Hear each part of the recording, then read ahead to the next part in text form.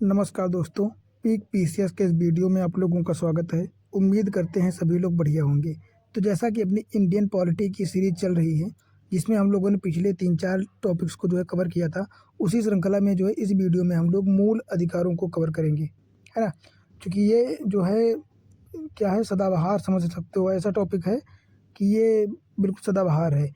ऐसा कोई एग्ज़ाम नहीं है और ऐसा कोई साल नहीं है जहाँ यहाँ से 1 से 2 क्वेश्चन आए ना, है ना? तो 2 क्वेश्चन तो यहाँ से पक्के हैं। फिर यूपी पीसीएस हो, यूपी आरओआर हो, यूपीएससी हो या अन्य कोई वनडे एग्ज़ाम हो या अन्य कोई स्टेट एग्ज़ाम्स हो, है ना? मूल अधिकारों से 2 से 3 क्वेश्चन तो पक्के ही हैं, है ना? जैसा कि आप लोगों ने पीवाईक्यूज़ एनालिसिस भी किया होगा, है ना? और बाकी सारी चीज़ें जो है पढ़ा भी होगा बहुत बार, तो देखा होगा। यहाँ से क्वेश्चन छूटेंगे नहीं, यहाँ से क्वेश्चन तो पक्के आएंगे। और इस चीज़ की गारंटी मेरी है कि ये पूरा वीडियो आप लोगों ने अगर देख लिया मूल अधिकारों का, तो आपके 2 नंबर पक्के, है ना? यहाँ से कहीं भी आपके नंबर नहीं जाएंगे 2, है ना? और इसके पहले हम लोगों ने क्या क्या पढ़ा है? एक तो संविधान का निर्माण पढ़ा है, प्रस्तावना पढ़ ली है ना? संविधान की विशेषताएं पढ़ी हैं, अनुसूचियाँ पढ़ी हैं, और जो है नागरिकता, इसके पहले टॉपिक देखा था हम लोगों ने, है ना? उसी श्रृंखला का ये अगला वीडियो हो जाएगा मूल अधिकार। अगर बात करें मूल अधिकार, तो भारतीय संविधान के भाग 3 में, कहाँ पे? भाग 3 में अनुच्छेद 12 से 35 तक मूल अधिकारों का जो है उल्लेख किया गया है। कहाँ पे? भाग 3 में अनुच्छेद 12 से 35 के बीच, है ना? अब हम लोग एक एक अनुच्छेद देखेंगे। अगर बात करें अनुच्छेद 12, तो अनुच्छेद 12 में क्या कहा गया है कि अनुच्छेद 12 में राज्य की परिभाषा दी गई है। यह परिभाषा केवल भाग 3 के प्रयोजन हेतु संदर्भित है।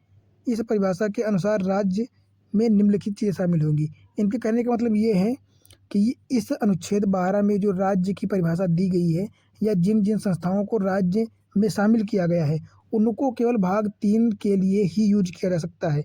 अदर कहीं पे उनको राज्य के रूप में नहीं लिया जा सकता, है ना? तो इनकी सीमितता, समय सीमाबद्धता केवल आर्टिकल 12 से 35 के मध्य ही है। तो कौन कौन सी चीज़ों को हम राज्य कह सकते हैं? एक तो भारत सरकार एवं संसद, सभी राज्य की जो विधानमंडल हैं, सभी स्थानीय प्राधिकार हैं, जैसे नगर पालिका हो गई, ग्राम पंचायतें हो गई, और सभी अन्य प्राधिकारी जो सरकार से संबंधित हैं, इन सभी को भाग 12 के अंतर्गत राज्य की परिभाषा में जो है शामिल किया गया है, या इनको राज्य कहा जाता है। अगला बात के अनुच्छेद 13 क्या कहता है? तो अनुच्छेद 13 जो है, ये न्यायपालिका को न्यायिक पुनरावलोकन की शक्ति देता है ना? मतलब न्यायिक समीक्षा की शक्ति जो है अनुच्छेद 13 के माध्यम से न्यायपालिका को मिलती है ना? बात करें कैसे क्या है, तो संविधान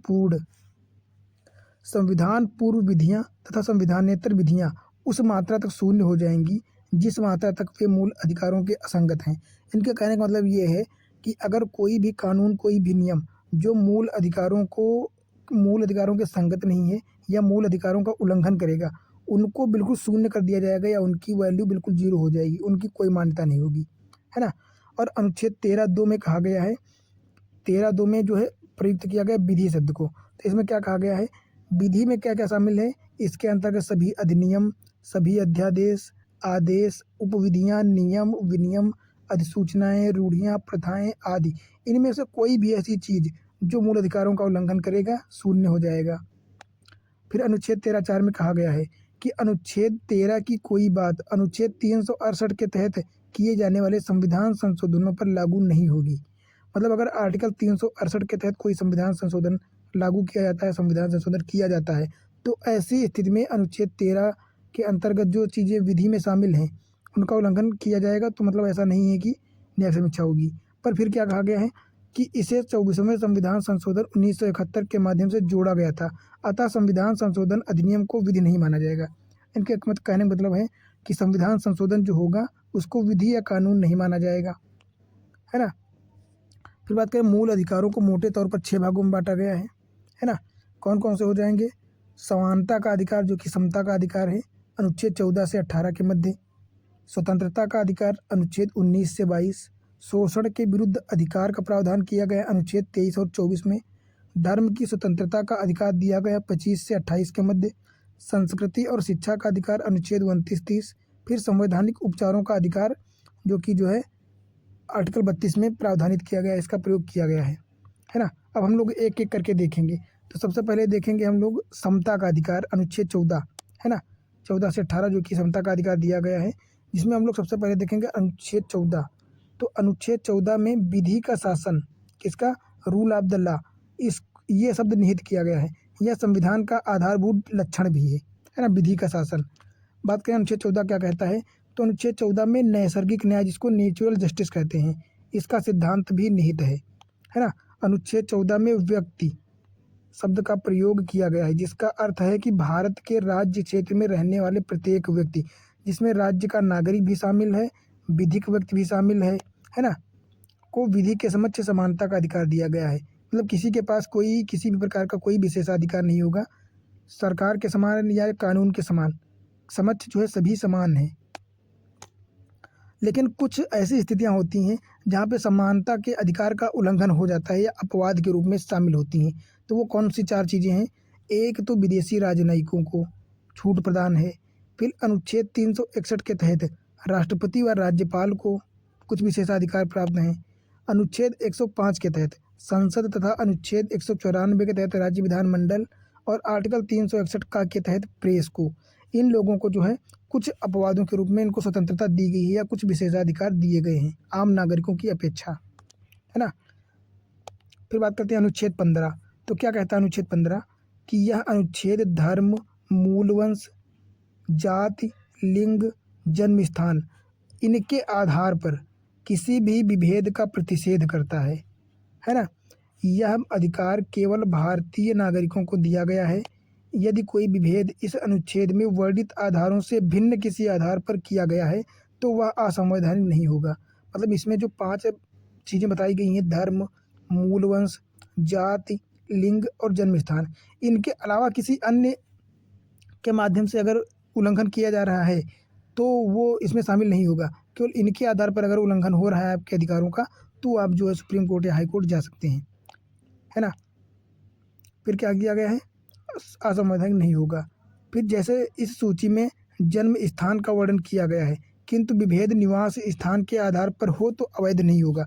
मतलब जन्म स्थान शब्द अगर यूज किया जाएगा तब तो ठीक है, पर इसकी जगह पर अगर निवास स्थान यूज किया गया है तो और उल्लंघन किया जा रहा है तो वो अवैध नहीं माना जाएगा, उसको वैध मान लिया जाएगा।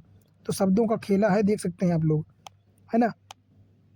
फिर 15(3) क्या कहता है कि इसमें यह स्पष्ट किया गया है कि राज्य स्त्रियों और बच्चों के लिए कुछ विशेष उपबंध कर सकता है। कुछ विशेष उपबंध करने का मतलब है यहाँ भी उल्लंघन किया जा सकता है ना। फिर अनुच्छेद 15(4) क्या कहता है, इसके अधीन राज्य सामाजिक और शैक्षिक दृष्टि से पिछड़े हुए नागरिकों के किन्हीं वर्गों की उन्नति के लिए, जैसे अनुसूचित जाति और अनुसूचित जनजाति, इनके लिए भी कुछ विशेष उपबंध कर सकता है एवं ऐसे विशेष प्रावधानों को अनुच्छेद 15 के तहत उल्लंघन नहीं माना जाएगा। तो इतनी चीज़ें या इतने अपवादों के माध्यम से अगर अनुच्छेद 15 का उल्लंघन होता है तो वो उल्लंघन नहीं माना जाएगा, है ना। फिर अपना अनुच्छेद 16 क्या कहता है, तो अनुच्छेद 16 कहता है कि इस अनुच्छेद के 5 खंड हैं, कौन कौन से, जिनमें से पहले 2 अर्थात 16(1) और 16(2) में लोक नियोजन के विषय में अवसर की समानता की गारंटी दी गई है तथा अनुच्छेद 16(3), 16(4) और 16(5) में इसके साधारण अपवाद दिए गए हैं। मतलब इसके भी अपवाद हैं, तो देख लेते हैं। तो अनुच्छेद 16 का विस्तार सिर्फ उन पदों तक है जो राज्य के अधीन हैं।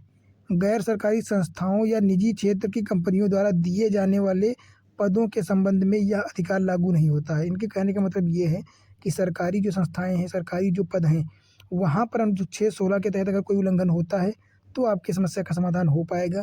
पर अगर गैर सरकारी संस्थान या एनजीओ हो गए या कोई निजी कंपनी में जो है इन चीज़ों का अगर उल्लंघन होता है या अपने हिसाब से कंपनी का मालिक जो नियम लगा सकता है तो वो उल्लंघन नहीं माना जाएगा, क्योंकि उसका पैसा पे कर रहा है कंपनी, तो वो कंपनी जाने वो उसमें सरकार कोई हस्तक्षेप नहीं करेगी, है ना। ये चीज़ें आप लोगों को ध्यान रखनी पड़ेंगी।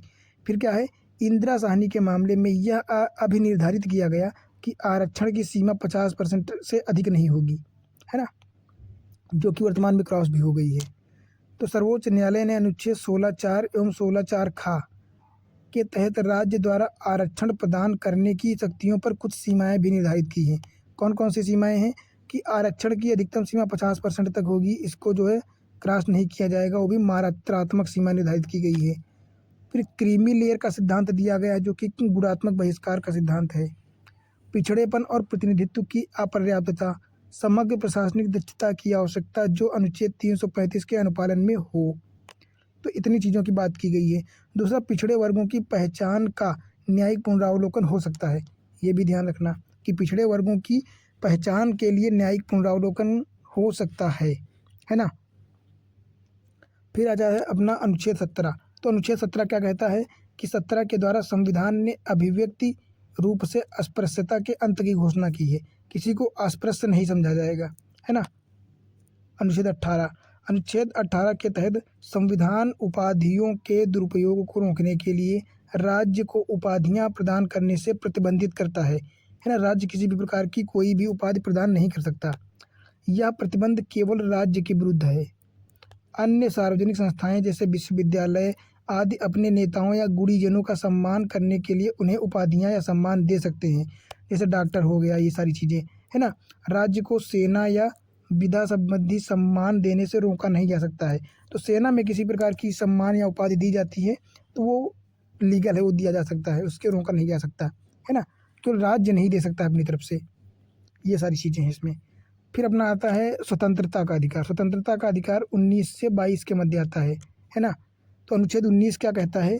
तो अनुच्छेद 19 में नागरिकों को 6 प्रकार की स्वतंत्रताएं दी गई हैं। कौन कौन सी? एक तो 19(1) में प्रदत्त इन 6 स्वतंत्रताओं पर अनुच्छेद 19(2) और अनुच्छेद 19(2) से अनुच्छेद 6 तक युक्त निबंधन भी घोषित किया गया है। मतलब ये जो स्वतंत्रताएं दी गई हैं ये निरपेक्ष नहीं है। अगर इसमें सीमा से बाहर स्वतंत्रता का प्रयोग करोगे या दूसरों की स्वतंत्रता खराब करोगे तो ऐसी स्थिति में सरकार युक्त निबंधन भी लगा सकती है या उनके लिए युक्त निबंधन की जो है व्यवस्था करी गई है ना। तो इसमें कौन कौन सी चीज़ें हैं? एक तो प्रेस की स्वतंत्रता, व्यावसायिक विज्ञापन की स्वतंत्रता, सूचना का अधिकार, फ़ोन टेपिंग के विरुद्ध अधिकार आदि इसी के अंतर्गत आते हैं, है ना। कि आप मतलब प्रेस की स्वतंत्रता को भंग नहीं कर सकते हो या प्रेस अपनी स्वतंत्रता को रोक नहीं सकते हो, ये सारी चीज़ें। अनुच्छेद 19(2) क्या कहता है? इसके तहत जो है स्वतंत्रता पर निबंधन किस किस आधार पर लग सकता है, मतलब कौन कौन सी ऐसी स्थितियां हैं कि इन पर प्रतिबंधन लगाया जा सकता है। तो एक तो राज्य की सुरक्षा खतरे में हो तो हो सकता है, विदेशी राज्यों के साथ अगर किसी व्यक्ति के मैत्रीपूर्ण संबंध हों तो भी, लोक व्यवस्था, शिष्टाचार या सदाचार, न्यायालय की अवमानना होने पर और मानहानि की स्थिति में, अपराध उद्दीपन हो गया, भारत की संप्रभुता और अखंडता अगर खतरे में है तो इन चीज़ों या ऐसी स्थितियों में जो है युक्त निबंधन लगाया जा सकता है। फिर बात करते हैं न्यायिक निर्णयों के अनुसार सूचना का अधिकार अनुच्छेद 19(1) का में शामिल किया गया है। फिर भी स्थिति को और स्पष्ट करने के लिए सूचना का अधिकार अधिनियम 2005 सभी नागरिकों को सूचना का अधिकार देता है ना। तो सूचना के अधिकार को भी अनुच्छेद 19(1) में शामिल किया गया है। तो आप लोग ध्यान रखना, ये क्वेश्चन यूपीएससी और यूपीपीसीएस में पूछा जा चुका है और आरओ में भी पूछा जा सकता है ना। बात करें अनुच्छेद 20 क्या कहता है? तो अनुच्छेद 20 जो है अपराधों के लिए दोष सिद्धि के संबंध में संरक्षण प्रदान करता है। 3 प्रकार का संरक्षण देता है ना। अपराधों के लिए दोष सिद्धि के संबंध में संरक्षण। तो अनुच्छेद 20(1) के कहता है ये भूतलक्षी दंडिक विधियों से संरक्षण प्रदान करता है। अपराध का निर्धारण कृत्य के समय की विधि के अनुसार होगा। इनके कहने का मतलब है कि मान लो आपने 2008 में जो है खून किया था, ठीक है, और उस समय क्या थी, उस समय खून की सज़ा थी 6 साल, मान लो 6 साल, ठीक है, और आप पकड़े गए 2022 में, ठीक है। तो 2022 में जो पकड़े गए आप, तब इसकी सज़ा 12 साल हो गई, ठीक है। तो आप ऐसा नहीं है कि ये खून इसके हिसाब से सज़ा दोगे, आप यहाँ पे सज़ा 2008 के हिसाब से ही मिलेगी, है ना। तो ये सारी चीज़ें हैं और ना ही जो है इसके हिसाब से होगा। तो भूतलक्षी दंडिक विधियों से संरक्षण प्रदान होगा, है ना। मान लो अभी आप पकड़े गए हो, ठीक है, और पहले था सज़ा 6 साल और अब हो गया है 4 साल। तो पकड़े गए हो आप अभी, तो अब आपके साथ 4 साल की सज़ा होगी, ना कि ये 6 साल की। मतलब पहले के जो भूतकाल में जो सज़ाएँ थी वो अब नहीं लागू कर सकती हो। वर्तमान समय में केस है तो वर्तमान समय की सज़ाओं और उनके कानून के हिसाब से आप उस पर दंड लगा सकते हो, है ना। फिर बात करते हैं 20(2) क्या कहता है तो एक अपराध के लिए एक बार से अधिक अभियोजित और दंडित नहीं किया जा सकता है। कि अगर मान लो आपने एक खून किया है, ठीक है, तो एक बार खून के लिए आप 2 साल जेल में हो आए हो, तो अब दोबारा उसी केस के लिए आपको दोबारा सज़ा नहीं दी जा सकती है। एक सज़ा के एक जो है कांड के लिए एक सज़ा, या एक अपराध के लिए एक सज़ा बस। फिर अनुच्छेद 3 क्या कहता है, 20(3), ये कहता है कि किसी व्यक्ति को अपने विरुद्ध साक्षी होने के लिए बाध्य नहीं किया जा सकता है, मतलब अपने खिलाफ गवाही देने के लिए मजबूर नहीं किया जा सकता है, अनुच्छेद 20(3). तो इस प्रकार अनुच्छेद 20 3 प्रकार के संरक्षण जो है आपको प्रदान करता है। अब बात करते हैं अनुच्छेद 21। तो अनुच्छेद 21 में कहा गया है कि किसी व्यक्ति को उसके प्राण एवं दैहिक स्वतंत्रता से विधि द्वारा स्थापित प्रक्रिया के अनुसार ही वंचित किया जाएगा, अन्यथा नहीं। मतलब विधि के द्वारा पहले जो नियम बना दिए गए हैं, जो प्रक्रिया स्थापित कर दी गई है, उसमें अगर ऐसा कोई प्रावधान है तो उसके आधार पर आपको उस चीज़ से वंचित किया जा सकता है, अन्यथा आपको उस विधि के खिलाफ जो है दैहिक स्वतंत्रता से वंचित नहीं किया जाएगा, है ना। इस अनुच्छेद में व्यक्ति शब्द का उल्लेख हुआ है, अतः यह भारतीय नागरिकों के साथ साथ विदेशियों पर भी लागू होता है ना। ये ध्यान रखना। विधि द्वारा स्थापित प्रक्रिया का मूल संबंध किससे है? ब्रिटिश राजनीतिक व्यवस्था से है, क्योंकि विधि द्वारा स्थापित प्रक्रिया ब्रिटेन से ही प्राप्त की गई है। बात करें सर्वोच्च न्यायालय के अनुसार विधि द्वारा स्थापित प्रक्रिया में यथोचित प्रक्रिया शामिल की गई है, ड्यू प्रोसेस ऑफ लॉ, है ना, यथोचित प्रक्रिया। फिर बात करें सर्वोच्च न्यायालय ने अनुच्छेद 21 का उदार निर्वचन करते हुए अनेक अधिकारों को शामिल किया है। तो अनुच्छेद 21 में वर्तमान में क्या क्या शामिल किया गया है? एक तो आजीविका का अधिकार, अच्छे स्वास्थ्य का अधिकार, पर्यावरण प्रदूषण के विरुद्ध संरक्षण का अधिकार, ठीक है, निजता का अधिकार, शिक्षा पाने का अधिकार, नींद का अधिकार या सोने का अधिकार, और भोजन करने का अधिकार। तो इतनी सारी चीज़ों को शामिल किया है। आप लोग ये सारे प्रावधान देख लेना ध्यान से, है ना, क्योंकि पूछा जा सकता है कि इसमें से कौन सी चीज़ें या कौन कौन से प्रावधान जो हैं अनुच्छेद 21 के अंतर्गत शामिल किए गए हैं। तो आप लोगों को बहुत ध्यान रखना पड़ेगा ये सारी चीज़ें। बात करते हैं अनुच्छेद 22 की। तो ये क्या कहता है कि अनुच्छेद 22 के तहत कुछ दशाओं में गिरफ्तारी और निरोध से संरक्षण प्रदान किया गया है। किस प्रकार से प्रदान किया गया है? कि दंडात्मक निरोध या गिरफ्तारी इसलिए की जाती है कि किसी व्यक्ति पर कोई अपराध हो करने का संदेह है या उस पर अपराध सिद्ध हो गया है, अतः उसे कारावास में रखे जाने की ज़रूरत है। निवारक निरोध इससे भिन्न है। तो निवारक निरोध क्या है? निवारक निरोध में इसमें किसी अनुचित कृत्य को किए जाने के कारण व्यक्ति को निरुद्ध नहीं किया जाता, बल्कि इसलिए किया जाता है कि वह अनुचित कृत्य ना कर सके। जिस व्यक्ति के संबंध में यह संभावना होती है कि वह कानून व्यवस्था को क्षति पहुंचा सकता है, उसे अपराध करने से पहले ही निरुद्ध कर लेना निवारक निरोध कहलाता है ना। तो प्रिवेंटिव डिटेंशन जो होती है, ये निवारक निरोध। तो ये टर्मिनोलॉजी, इसका कहने का मतलब ये है कि अगर पुलिस को या किसी इंसान को पता चल गया है कि ये पर्टिकुलर बंदा जो है ये कैसी ऐसी गतिविधि में संलिप्त है जो देश के लिए सुरक्षा को खतरा पहुंचा सकता है या किसी प्रकार के लिए खतरे से संबंधित है, तो वो पुलिस आकर के आपको वो काम करने से पहले ही उठा ले जाएगी, है ना। मान लो आप 10 तारीख को जो है एक बम ब्लास्ट करने वाले हो और किसी को किसी कारणों से पता चल गया, पर आपने किया नहीं है अभी, आज तारीख 8 ही है, पर संभावना है कि आप ये 10 तारीख को करोगे, तो पुलिस वाले 7 या 8 तारीख को ही सूचना लगने पर आपको उठा ले जाएंगे, है ना। फिर उसकी जांच करेंगे, ये सारी चीज़ें करेंगे, तो मतलब शक के आधार पर ही उठा ले जाते हैं। इसको कहते हैं निवारक निरोध, है ना। फिर अगला क्या है कि जब किसी व्यक्ति को निवारक निरोध की किसी विधि के अधीन गिरफ्तार किया जाता है तो क्या होता है, तो सरकार ऐसे व्यक्ति को केवल 3 माह तक ही अभिरक्षा में निरुद्ध कर सकता है। मतलब निवारक निरोध के तहत अगर आपको पुलिस ने उठाया है तो 3 माह तक अपनी अभिरक्षा में रख सकती है। सोचो 3 माह तक, ये बहुत बड़ी बात है ना। यदि वह गिरफ्तार व्यक्ति को 3 माह के अधिक के लिए निरुद्ध करना चाहती है तो उसे सलाहकार बोर्ड के प्रतिवेदन को प्राप्त करने की आवश्यकता होगी। कहने का मतलब अगर आप 3 महीने के बाद भी अगर रखना चाहते हो जेल में इसको, तो आपको सलाहकार बोर्ड से जो है सलाह लेनी पड़ेगी, फिर रख सकते हो। सलाहकार बोर्ड में सुप्रीम कोर्ट या हाई कोर्ट के जो है जज लोग होते हैं, फिर वो जानकारी देते हैं। तो यह सलाहकार बोर्ड उच्च न्यायालय के वर्तमान या भूतपूर्व न्यायाधीशों या उच्च न्यायालय में जो न्यायाधीश बन सकते हैं या उसकी अर्हता रखने वाले जो व्यक्ति होते हैं, उनसे मिलकर ये बनता है सलाहकार बोर्ड, है ना। फिर इस प्रकार निरुद्ध व्यक्ति को यथाशीघ्र निरोध के आधार संशोधित किए जाएंगे, किंतु वे तथ्य प्रकट नहीं किए जाएंगे जिन्हें प्रकट करना निरोधक प्राधिकारी लोकहित के विरुद्ध समझता है।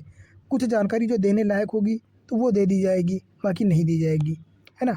तो निरुद्ध व्यक्ति को निरोध के आदेश के विरुद्ध अभ्यावेदन करने के लिए शीघ्रातिशीघ्र अवसर जो है दिया जाना चाहिए। तो मतलब अगर उसके विरुद्ध अगर उसको कोई अपील करनी है तो करने का ऑप्शन दिया जाएगा, ऐसा नहीं है कि नहीं दिया जाएगा, है ना। तो संसद को यह शक्ति है कि वह विहित करे कि निवारक निरोध की अधिकतम अवधि कितनी होगी। तो अनुच्छेद 22 का प्रयोग करते हुए संसद ने निवारक निरोध से संबंधित कई कानून बनाए हैं। उदाहरण के लिए मीसा हो गया, राष्ट्रीय सुरक्षा के लिए एनएसए हो गया, ये कानून संसद ने बनाए हैं, है ना। अब आता है अपना शोषण के विरुद्ध अधिकार, अनुच्छेद 23 से 24। तो शोषण के विरुद्ध अधिकार की बात करें तो ये अनुच्छेद 23 और 24 में शामिल है। अगर बात करें अनुच्छेद 23 क्या कहता है, तो मानव के दुर्व्यापार और बलात् श्रम का निषेध करता है ये, है ना, अनुच्छेद 23। तो यह अधिकार नागरिक एवं गैर नागरिक दोनों को उपलब्ध है। यह किसी व्यक्ति को न केवल राज्य के खिलाफ बल्कि व्यक्तियों के खिलाफ भी सुरक्षा प्रदान करता है। अगर व्यक्तिगत पर्सन किसी के खिलाफ ही जो है इस प्रकार की गतिविधियां करता है, मानव दुर्व्यापार जैसी, तो उनके खिलाफ भी सुरक्षा प्रदान करता है सरकार, है ना। तो मानव दुर्व्यापार में कौन कौन सी चीज़ें शामिल हैं, एक तो इसमें मनुष्यों का क्रय विक्रय करना, महिलाओं और बच्चों का अनैतिक दुर्व्यापार, इसमें वेश्यावृत्ति भी शामिल है, ठीक है। और दास प्रथा का कोई भी रूप अगर होगा तो इन चीज़ों को जो है मानव दुर्व्यापार कहा जाएगा। इसी तरह के कृत्यों को दंडित करने के लिए संसद ने क्या किया है, अनैतिक दुर्व्यवहार निवारण अधिनियम 1956 का निर्माण किया था, है ना। फिर अनुच्छेद 24 का कहता है, तो अनुच्छेद 24 के तहत कारखानों आदि में बच्चों के नियोजन का प्रतिबंध जो है लगाया गया है। 14 वर्ष से कम आयु के किसी बच्चे को किसी कारखाने या खान में काम करने के लिए नियोजित नहीं किया जाएगा, या किसी अन्य जो है परिसंकटमय या ऐसे कोई कार्य होंगे तो उसमें नहीं लगाया जाएगा जहाँ पे बच्चों को खतरा हो, है ना। तो 14 साल यहाँ पे ध्यान रखना, 14 साल की बात की गई है। तो 14 साल से कम बच्चे हैं तो कारखानों या किसी भी संकटकालीन क्षेत्रों में काम पर नहीं रखा जाएगा। फिर बात करेंगे धर्म की स्वतंत्रता का अधिकार, जो कि अनुच्छेद 25 से 28 के मध्य में इसका प्रावधान या उल्लेख किया गया है। तो बात करते हैं एक एक अनुच्छेद की। अनुच्छेद 25 क्या कहता है, तो किसी भी व्यक्ति को अंतःकरण की स्वतंत्रता, धर्म को मानने, आचरण करने व प्रचार करने की स्वतंत्रता जो है अनुच्छेद 25 देता है। राज्य को इस बात की अनुमति है कि वह धार्मिक आचरण से संबद्ध किसी आर्थिक, वित्तीय, राजनीतिक या अन्य लौकिक क्रियाकलाप का विनियमन निर्बंधन करे, विनियमन या निर्बंधन जो है कर सकती है राज्य। बाकी राज्य सामाजिक कल्याण एवं सुधार के लिए या सार्वजनिक प्रकार की हिंदुओं की धार्मिक संस्थाओं को हिंदुओं के सभी वर्गों और अनुभागों के लिए खोल सकता है, ये राज्य से जो है कहा गया है। फिर बात करते हैं अनुच्छेद 26 क्या कहता है, तो धार्मिक कार्यों के प्रबंधन की स्वतंत्रता प्रदान करता है। हालांकि लोक व्यवस्था, सदाचार तथा स्वास्थ्य के आधार पर युक्त निर्बंधन आरोपित किए जा सकते हैं, है ना। तो यहाँ पे क्या यहाँ पे देख सकते हैं, एक तो लोक व्यवस्था, सदाचार, स्वास्थ्य के आधार पर, इन 3-4 का आधार ऐसे हैं जिनके आधार पर अनुच्छेद 26 पर भी युक्त निर्बंधन लगाया जा सकता है ना। मान लो कोई बहुत तेज़ डीजे बजा रहा है पर आपका स्वास्थ्य खराब है आपके क्षेत्र में, तो आप इस डीजे को जो है बंद करवा सकते हैं, है ना, शिकायत दर्ज करा के।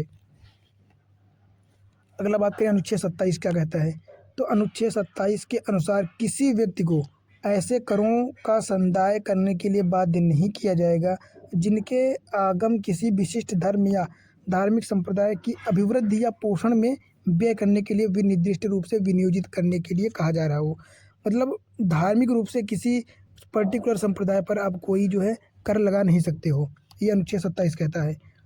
यहाँ पे एक बात और कही गई है कि अनुच्छेद 27 कर लगाने को तो बंद करता है लेकिन शुल्क लगाने को मना नहीं करता। तो आप ऐसी क्षेत्रों पर, ऐसी चीज़ों पर जो है शुल्क जरूर लगा सकते हो। तो ये भी नोट डाउन करने वाला एक पॉइंट है ना। बात करें अनुच्छेद 28 क्या कहता है कि राज्य से मान्यता प्राप्त या राज्य निधि से सहायता प्राप्त शिक्षण संस्थान में उपस्थित होने वाले व्यक्ति को ऐसी संस्था में दी जाने वाली धार्मिक शिक्षा में भाग लेने के लिए बाध्य नहीं किया जाएगा जब तक कि उस व्यक्ति ने यदि वह वयस्क है, मतलब वयस्क नहीं है, अवयस्क है, तो उसके संरक्षण ने इसके लिए अपनी सहमति न दी हो। कहने का मतलब ये है कि राजनिधि से सहायता प्राप्त जो शिक्षण संस्थान होते हैं उनमें कभी कभी धार्मिक शिक्षा दी जाती है। तो उसमें अगर कोई अवयस्क व्यक्ति है तो उसके साथ आप ज़बरदस्ती करके उसको शिक्षा ग्रहण नहीं करा सकते हो, है ना। या पूर्णतः राज्य से वित्त पोषित किसी संस्था में कोई धार्मिक शिक्षा नहीं दी जाएगी। मतलब अगर राज्य से किसी भी प्रकार का वित्त आप ग्रहण कर रहे हो तो उसमें धार्मिक शिक्षा नहीं दे सकते हो, ये कहने का तात्पर्य इनका। फिर आता है अपना संस्कृति एवं शिक्षा संबंधी अनुच्छेद 29 से जो है 30 में शिक्षा एवं संस्कृति संबंधी अधिकारों की बात की गई है। अगर बात करें अनुच्छेद 29 तो अल्पसंख्यक वर्गों के हितों के संरक्षण की बात की गई है कि भारत के राज्य क्षेत्र या उसके किसी भाग के निवासी नागरिकों के किसी अनुभाग को उसकी जो है जिसकी अपनी विशेष भाषा है, विशेष संस्कृति है, विशेष लिपि है, उसको बनाए रखने का अधिकार देगा ये, ठीक है। और राज्य द्वारा पोषित या राज्य निधि से सहायता पाने वाली किसी शिक्षण संस्था में प्रवेश से किसी भी नागरिक को केवल धर्म, मूल, वंश, जाति, भाषा या इनमें से किसी के आधार पर आप वंचित नहीं कर सकते हो, है ना। तो ये भी बहुत ध्यान रखने वाली बात हो जाएगी। अगला हो जाएगा अल्पसंख्यक वर्ग।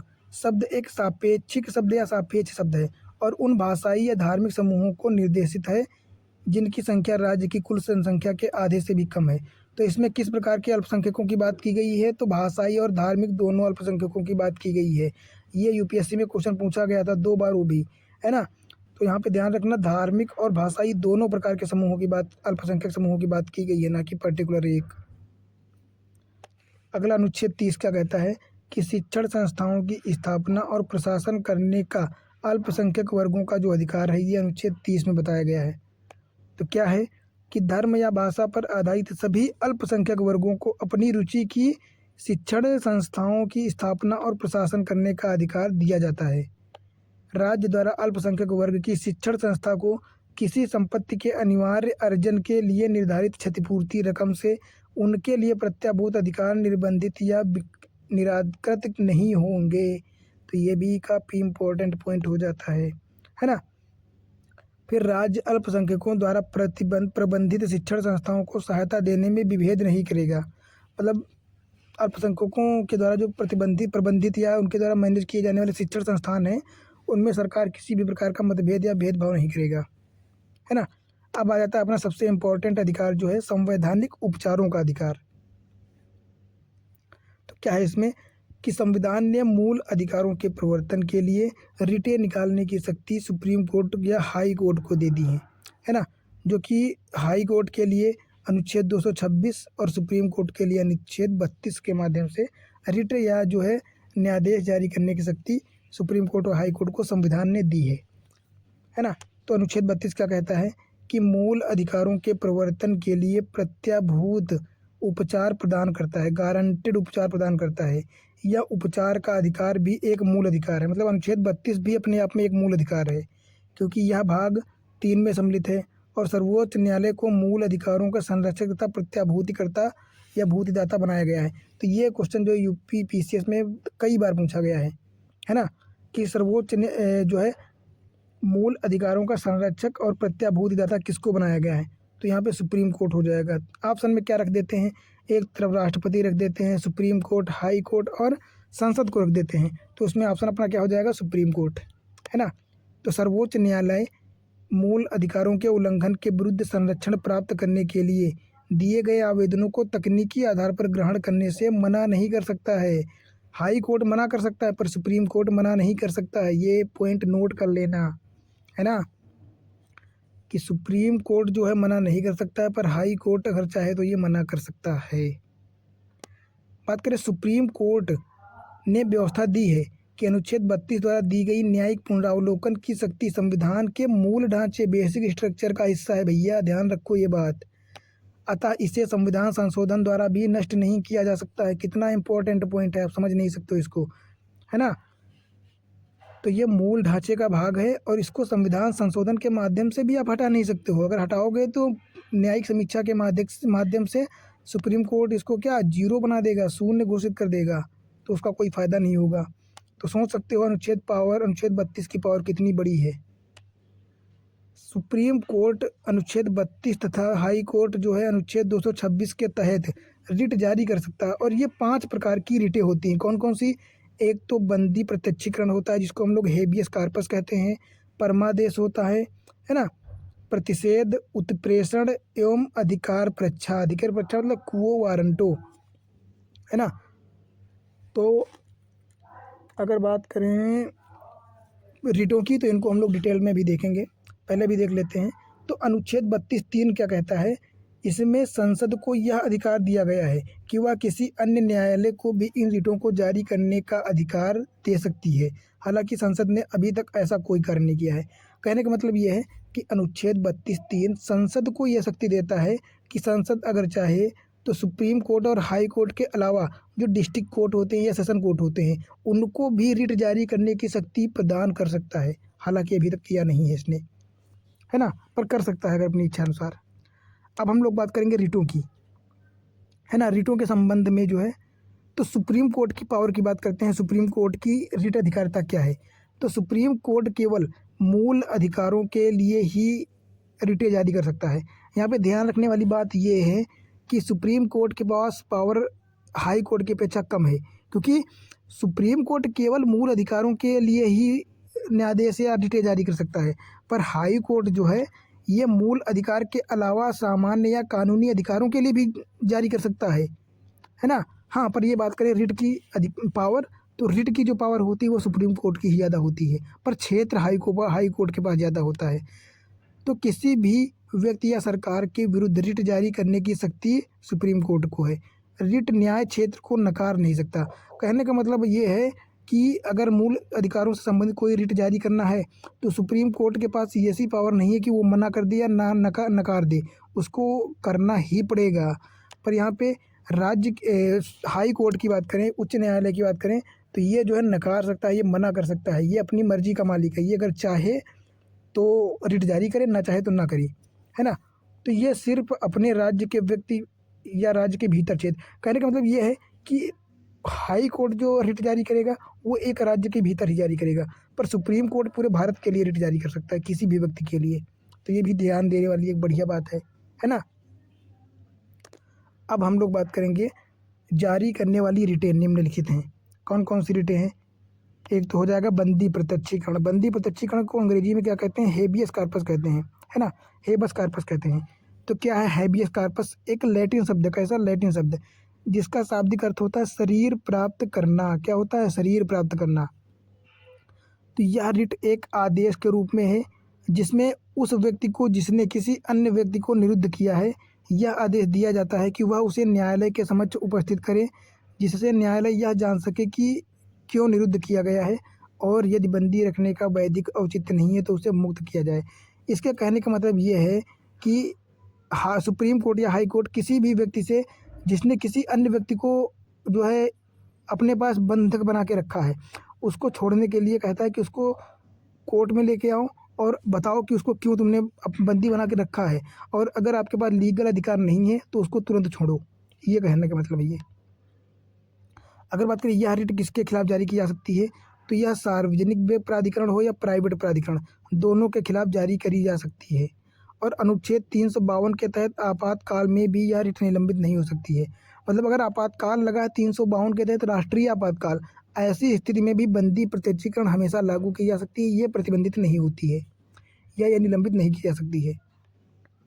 अगला बात करेंगे परमादेश। परमादेश मतलब मैंडेमस, है ना।